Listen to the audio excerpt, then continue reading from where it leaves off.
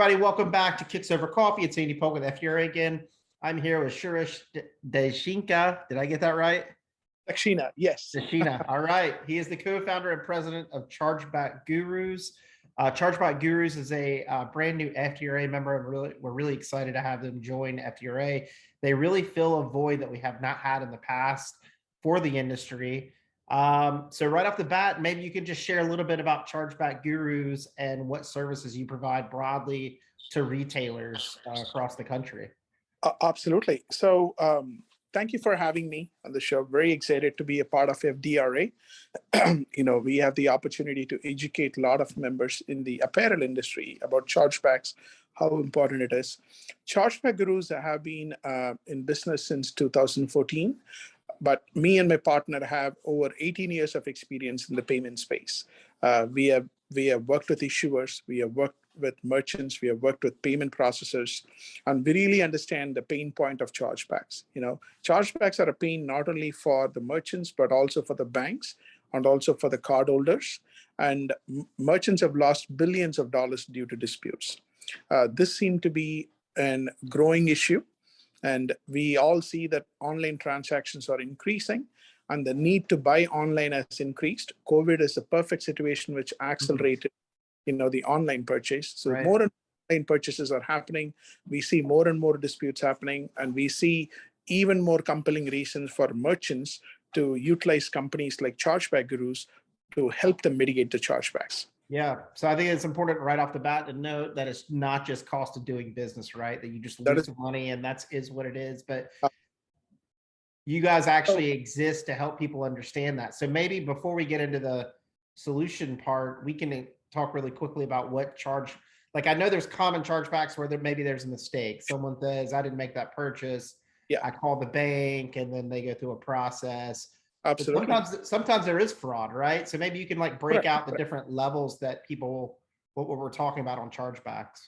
Absolutely. That's a great segue. So chargebacks are categorized into three types. One is actually the first party fraud chargebacks. We call it as true fraud, where somebody's card was stolen. Their information was compromised and a fraudster stole the identity or the card details and he has used it to place a purchase. We call it as true fraud. Obviously, the cardholder is not liable for it, and the merchant becomes liable for it, even though they are a victim of this fraud as well. But there are certain ways to mitigate that. The next one actually we talk about is the friendly fraud. And this is a big component where merchants have an opportunity to recover from these losses. These are the customers, regular customers with good identity like you and me. They buy the product and they call the bank actually and say they never received the product. They have canceled their subscription, or they are not aware of it. Sometimes there is validity to it, because if my son is using the card and I'm not aware of it, then obviously I'm going to file a dispute. Right. But there are also customers who make this as a deliberate attempt. They try to defraud the payment ecosystem. They know not all merchants are taking actions against this. So they have buyer's remorse, or they wanted to get money for nothing. So the friendly fraud, even though there is nothing friendly about the fraud, it's a major component that we are trying to tackle for our merchants. We know how to reduce our merchants from taking hit on this. Then the third part is where actually we call it as merchant error. Obviously, as you rightly said, disputes do not happen because we have a bad customer or a fraudster stealing the identity. Disputes can also happen because the merchant dropped the ball. This could be the case where the product was not fulfilled, or the marketing was hyped and the product didn't fulfill the expectation. The product was never shipped, or the refund was never issued. Whatever could be the reason that the merchant perpetuated this chargeback is categorized as merchant error dispute. So these are the three broad categories. And our objective is to tell the merchant why disputes are happening in the first place. We give them the analytics so that they know what percentage of disputes are happening due to stolen credit cards, what percentage are happening because the buyers are taking them for a ride, and what percentage are happening because they made a mistake. And if I am a good merchant and I wanted to keep empowering my business and I wanted to do the right thing, I take this analytics and I try to fix the challenges that are happening due to my internal issues. That's where the opportunity comes in. And then they let us fight the chargebacks on the friendly fraud that we can help them recover the money.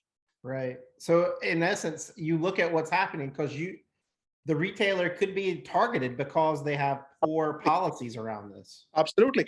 Normally, they target actually retailers who have luxury goods. Okay. Because I can buy a luxury watch and I can call my bank and say I never ordered it, and I can sell the watch in a marketplace like eBay, and I can make money easily. Hmm. Especially when you have a high value commodity, we call it as, whether it is a luxury item, apparel industry, it's a perfect match for it. You have an expensive shoe, you have an expensive clothing. That's a perfect situation for fraudsters to come and target you, because they know they don't have to spend any money to make money. All they have to use is stolen credit card, or even you have a bad customer who's known to actually telling the bank they never placed an order. So apparel and clothing industry, we have seen disputes happening over and over and over. And when you write it off, right, some merchants do, they say, you know what, I don't want to deal with it, I just wanted to write it off. The problem becomes bigger, because now the fraudster know they can come to your store over and over and over, and they can do it. Whether somebody a stolen identity, or I'm a regular customer and I'm making malicious intent, now you're giving me all the good reasons to come back again and do it. So the problem never gets reduced by writing it off, it becomes bigger. Yeah. You guys did a report for us earlier this year, I believe. And in it, one of the most interesting things was it's not just what you just said was a retailer or brand may think it's just cost of doing business. But in the report, you actually say the cost of the chargeback is multiple times more than the transaction itself, meaning there's a higher cost for this. So how does that happen? What does that mean? Great question.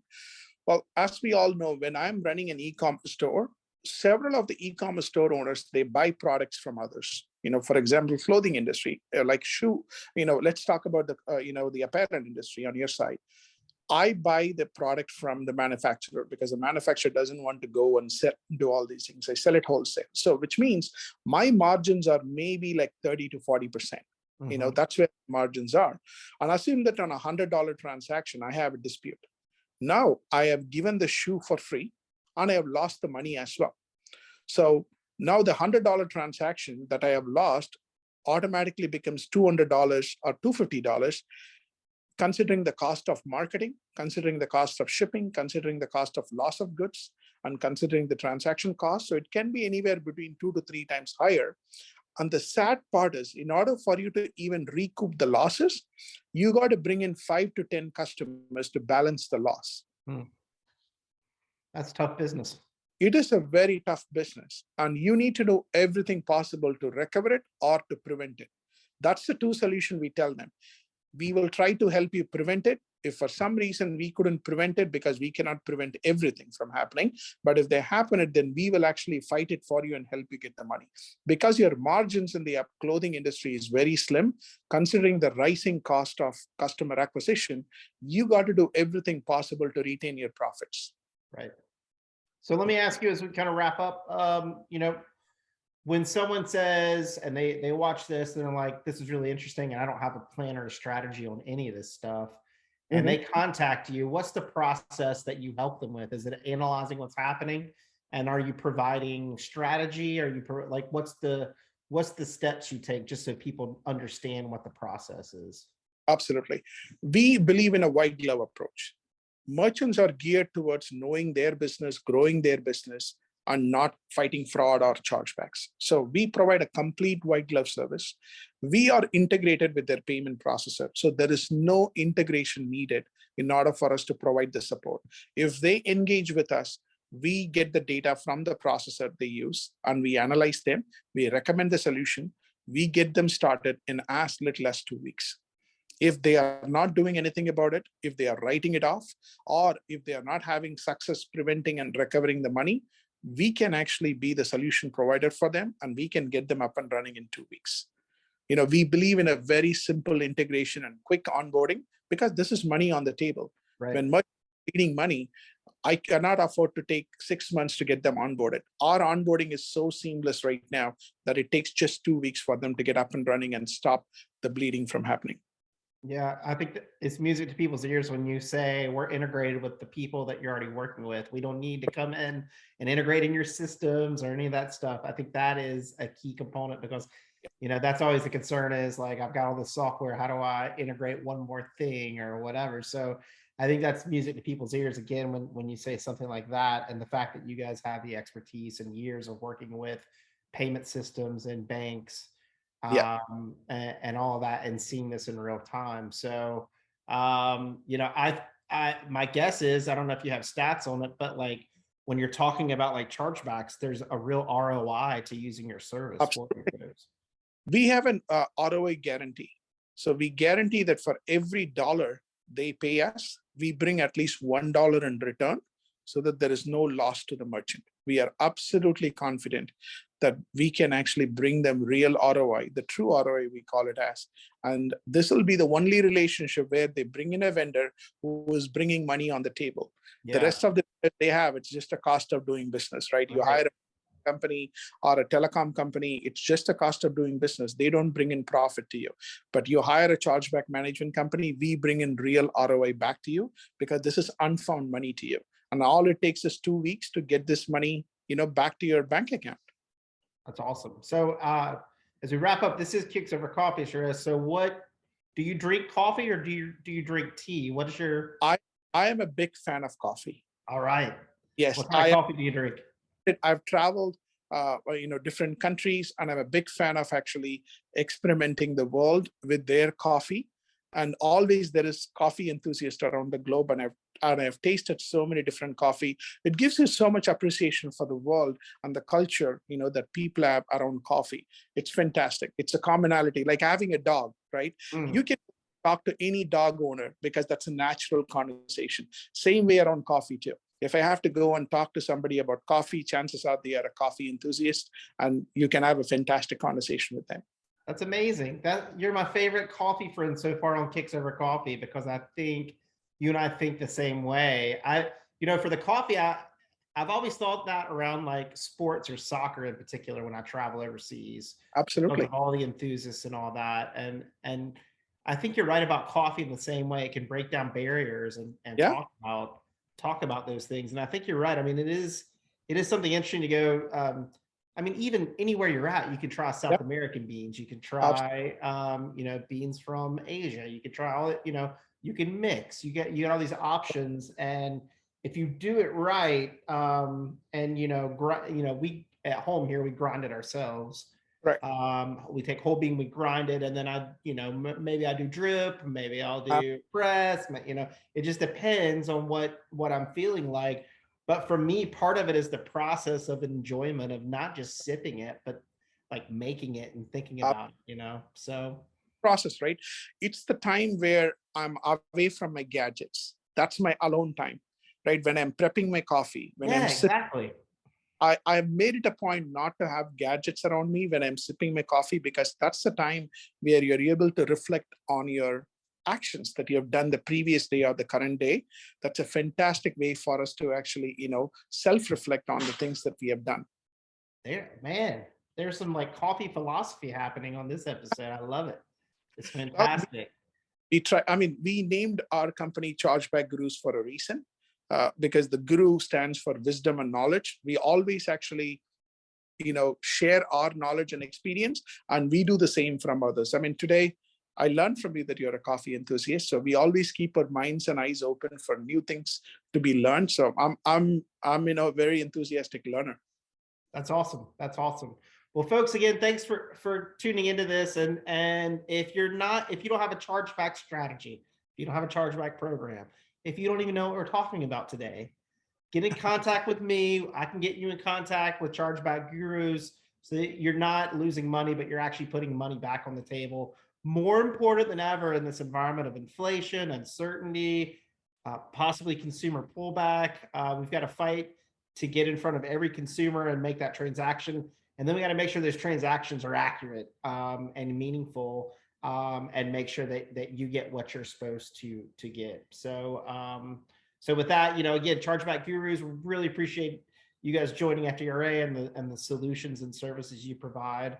And we look forward to having you on, more calls, giving us more updates and letting us know what's happening out there so it can help strengthen the industry. We really appreciate it. Absolutely. We are very grateful for the opportunity to be a part of FDRA. I'm looking forward to those community calls every week because we learn so much about the industry. All the members of the community, they bring so much value. So it's such a great organization to be a part of. And if members want to reach out to us, they can simply email Win, that is WIN at chargebackgurus.com. We are always, there to assist them. It doesn't have to be business, but if they have general questions about the industry and some challenges they have, we are always there to help. We are a big merchant advocate, so feel free to reach out to us, ask us any questions. We'll do our best to answer as soon as possible. All right. So, Andy, for inviting me to this. I was really excited to be a part of this. Thank you. Yeah, us too. And again, thank you for what you're doing. And folks, you got to do this. You got to get with Chargeback Gurus. You got to fight for every dollar that's on the table. And you got to keep drinking coffee. And you got to keep buying shoes. So thanks again for watching this episode. Make sure you go back to all our great episodes of Kicks Over Coffee that's dealing with trend or solutions that can help you and your business. As the Footwear Industries Business and Trade Association, we're focused on providing those solutions and helping people find new ways forward to do business better. So thanks again for watching. And until next time, again, keep drinking coffee, keep wearing kicks. We're out.